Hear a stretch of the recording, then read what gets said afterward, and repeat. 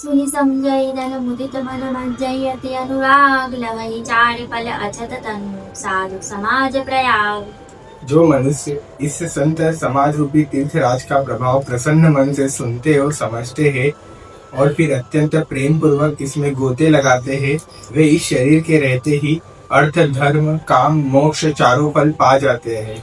मज्जन पल पेकिय तत्काला काक होई पितु बकौ मराला सुनि आचरज करे जनि कोई सतसंगति महिमा नहीं कोई। इस तीर्थराज में स्नान का फल तत्काल ऐसे देखने में आता है कि कोए कोयल बन जाते हैं और बगुले हंस। यह जानकर कोई आश्चर्य न करे, क्योंकि सत्संग की महिमा छिपी नहीं है। वाल्मीकि नारद गढ़ जोनी निज निज मुखनी कहि निज होली जल चर थल चर नभ चर नाना दे जड़ दे चेतन जीव जहाना। वाल्मीकि जी, नारद जी और अगस्त्य जी ने अपने अपने मुखों से अपनी होनी जीवन का वृत्तांत कही है।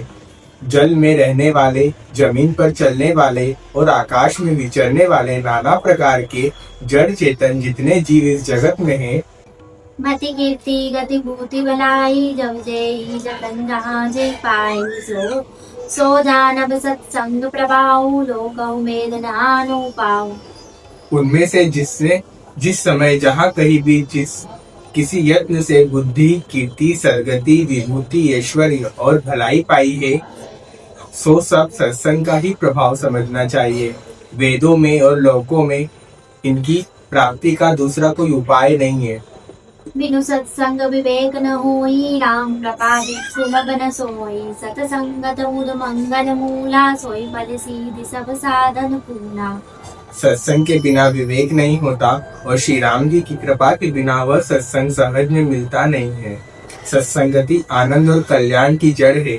सत्संग की सिद्धि प्राप्ति ही फल है और सब साधन तो फूल है।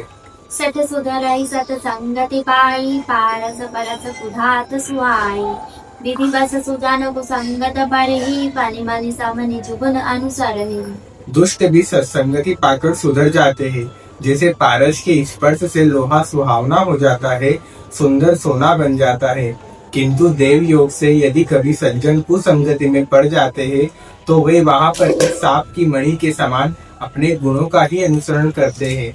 अर्थात जिस प्रकार सांप का सत्संग पाकर भी मणि उसके विष को ग्रहण नहीं करती तथा अपने सहज गुण प्रकाश को नहीं छोड़ती, उसी प्रकार साधु पुरुष दुष्टों के संग में रहकर भी दूसरों को प्रकाश ही देते हैं।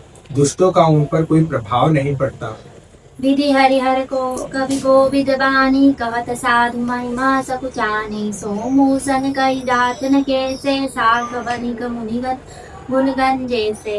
ब्रह्मा विष्णु शिव कवि और पंडितों की वाणी भी संत महिमा का वर्णन करने में सकुचाती है।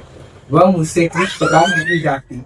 जैसे साग तरकारी बेचने वाले से मणियों के गुण समूह नहीं कहे जा सकते। बंदौ संत समान जीत हित अनिहित नहीं कोई अंजलिगत सुख सुमन जिन्हि सम सुगंध कर दोई। मैं संतों को प्रणाम करता हूँ जिनके चित्त में समता है, जिनका न कोई मित्र है न शत्रु है। जैसे अंजलि में रखे हुए सुंदर फूल, अर्थात जिस हाथ ने फूलों को तोड़ा और जिसने उनको रखा, उन दोनों ही हाथों का समान रूप से सुगंधित रहते हैं, वैसे ही संत शत्रु और मित्र दोनों का ही समान रूप से कल्याण करते हैं।